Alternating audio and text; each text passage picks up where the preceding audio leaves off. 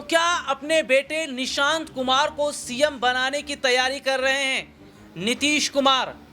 और क्या नीतीश ने वाकई वो खेल खेल दिया है जिसकी उम्मीद नहीं की जा रही थी? भारतीय जनता पार्टी तो दूर दूर तक नहीं सोच रही थी। और जो बीजेपी का प्लान था, क्या प्लान था बीजेपी का कि भैया हमारा सीएम बनेगा, और इसके लिए वो क्या कर रहे हैं, वो लगातार अपनी पार्टी यानी भारतीय जनता पार्टी का जनाधार बिहार में बढ़ा रहे हैं। और कैसे बीजेपी को गच्चा दिया है नीतीश कुमार ने और बीजेपी के तमाम प्लान पर पानी फेर दिया। दरअसल बिहार के विधानसभा चुनाव से पहले देखिए क्या होता है, नीतीश कैबिनेट में बदलाव किए जाते हैं और जो बदलाव किए गए उसमें जो 7 चेहरों को जगह दी गई वो बीजेपी के अपने लोग थे। और इसके साथ क्या देखा जाता है कि ये अलग अलग समुदाय से आते हैं, ठीक है। और दूसरी बड़ी बात क्या है, दूसरी बड़ी बात ये है कि ये देखा जा रहा है कि नीतीश कुमार पर तमाम सवाल खड़े किए जा रहे हैं, लेकिन मजाल है कि बीजेपी का कोई भी विधायक नीतीश को समर्थन कर दे, या फिर बीजेपी के तो 2 डिप्टी सीएम भी हैं ना, विजय कुमार सिन्हा और सम्राट चौधरी, उन्होंने तक नीतीश का समर्थन नहीं किया।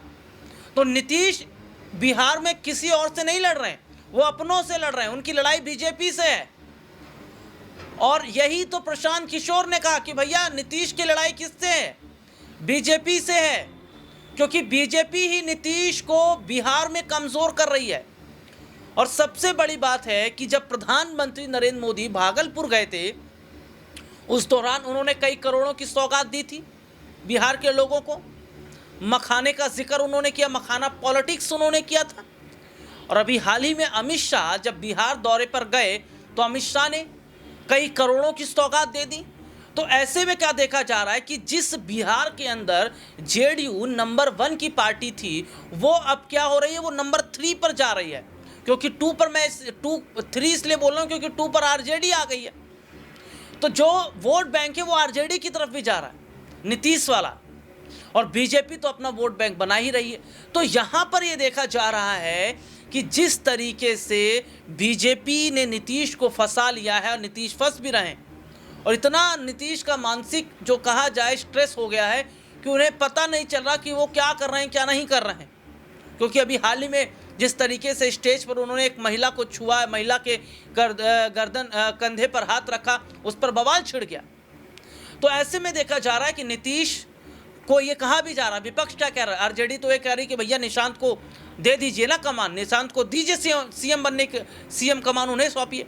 तो अभी ये देखा जा रहा है कि निशांत को सीएम कमान सौंपने का मन नीतीश ने बना लिया है। और जो नीतीश कुमार के फैसले से सहमत होगा, नीतीश उसके साथ जाएंगे। बीजेपी तो सहमत नहीं है, क्योंकि बीजेपी जो करोड़ों रुपए, हजारों करोड़ों रुपए जो निवेश कर रही है, जो बांट रही है, जो योजना लागू कर रही है, वो अपने फायदे के लिए ना, कि बीजेपी की सीटें ज़्यादा आए, जेडीयू की कम हो। तो ऐसे में यहाँ पर देखा जा रहा है कि नीतीश समझ गए कि अगर वक्त रहते कदम नहीं उठाया तो फंस जाएंगे। और अब तो नीतीश कुमार के बेटे निशांत ने पार्टी को भी संभाल लिया। तो ऐसे में देखा जा रहा है कि जिस तरीके से आरजेडी ने कहा कि निशांत को संभालने दीजिए, निशांत को जिम्मेदारी दीजिए, क्योंकि अगर निशांत संभालेंगे तो बीजेपी कुछ नहीं कर पाएगी, और बीजेपी का बंदा रहेगा सीएम पद पर तो वो कुछ भी कर सकती है बीजेपी।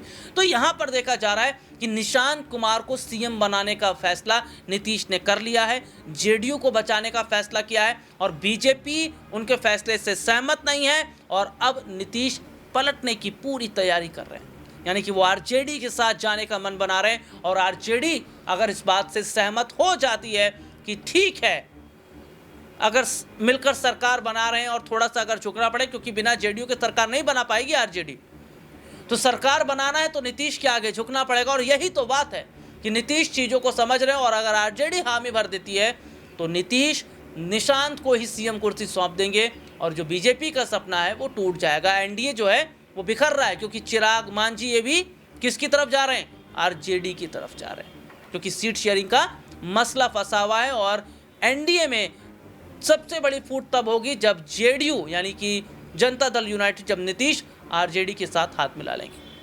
आज के लिए इतना ही, आपसे फिर दोबारा मुलाकात होगी, तब तक के लिए इजाज़त दीजिए, नमस्कार।